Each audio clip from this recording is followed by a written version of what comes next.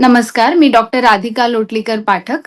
मी एक न्यूरोलॉजिस्ट आहे पुण्यामध्ये आणि आज आपण इथे बोलत आहोत एका सर्वात महत्त्वाच्या मुद्द्यावर, ज्याच्यामध्ये मिरगी किंवा फिट्स किंवा कन्व्हल्जन किंवा एपिलेप्सी अशा वेगळ्या नावांनी त्याला संबोधलं जातं.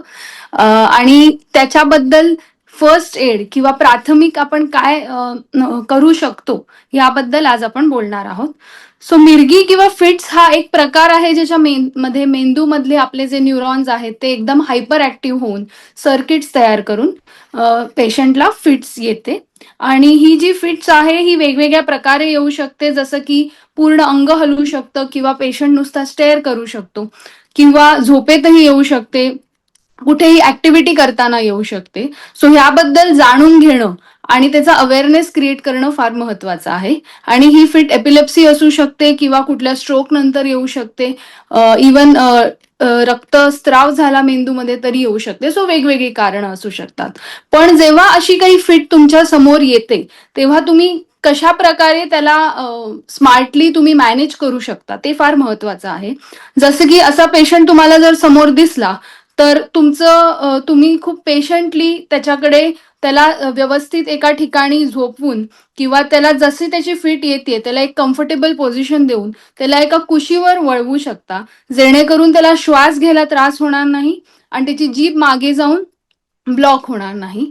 पण काही जणांना असंही वाटतं, काही गैरसमज आहेत की त्याला जर तुम्ही काहीतरी स्मेल करायला कांदा किंवा काहीतरी दिला किंवा काही लाकूड लावलं किंवा त्याला रेजिस्ट करायचा प्रयत्न केला तर ती फिट लवकर थांबते. तर हे सगळे गैरसमज आहेत. ह्या सगळ्यांनी पेशंटला अजून इजा होऊ शकते. सो हे करणं पूर्णपणे टाळायला पाहिजे. फिट ही आपोआप 1 ते 1.5 मिनिटात आपोआप कमी व्हायला सुरू होते आणि तुम्ही फक्त पेशंटला एक पोझिशन देऊन त्याच्या आजूबाजूला कुठलं पॉइंटेड वस्तू किंवा शार्प ऑब्जेक्ट्स आहेत का जेणेकरून त्याला इजा होऊ शकते ते बाजूला करून त्याला तुम्ही व्यवस्थित ठेवायला पाहिजे.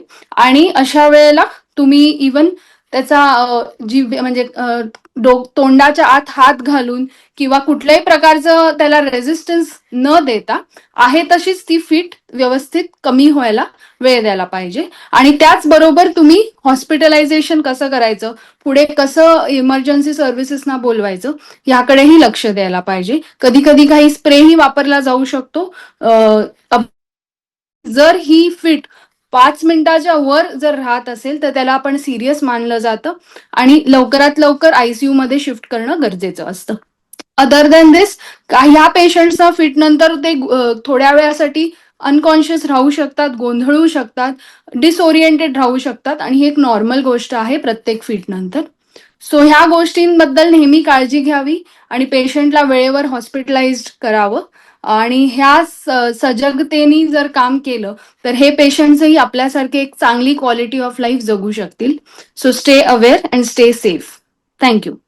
आणि आता यानंतर अजून जाणून घेण्यासाठी तुम्ही हा व्हर्च्युअल 3D व्हिडिओही पाहू शकता. Epilepsy is a neurological condition characterized by recurrent seizures. Witnessing someone having a seizure can be alarming, but knowing the right steps can make a significant difference in ensuring their safety. This video will guide you through how to handle the situation effectively. An epileptic attack is a condition where a patient experiences sudden and repeated uncontrolled jerking movement. This occurred due to electrical disturbances in the brain. Your priority is to protect the person from injury. If they are standing or sitting, gently guide them to the floor. Try to clear the area of any hard or sharp objects that they might hit during the seizure. Once they are on the floor, place something soft and flat, like a pillow or folded jacket, under their head to protect it from hitting the ground. As the seizure progresses, if possible, gently turn the person onto their side. This helps to keep their airway clear and allows any saliva or vomit to drain easily. It's important to time the seizure. Note when it starts and how long it lasts. This information will be crucial for medical professionals if you need to call for help. There are some crucial things you should never do during a seizure. Do not put anything in the person's mouth. Contrary to old beliefs, this can cause injury to their teeth or jaw and may obstruct their airway. Also, do not try to restrain their movements. Let the seizure run its course, but guide them gently away from hazards.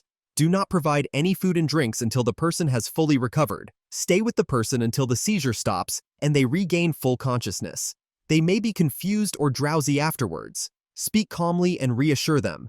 It's essential to know when to call for emergency medical help. Seek immediate assistance if the seizure lasts longer than 5 minutes. If the person has repeated seizures without waking up in between, if they are injured during the seizure, if they have difficulty breathing afterwards, or if this is their first known seizure.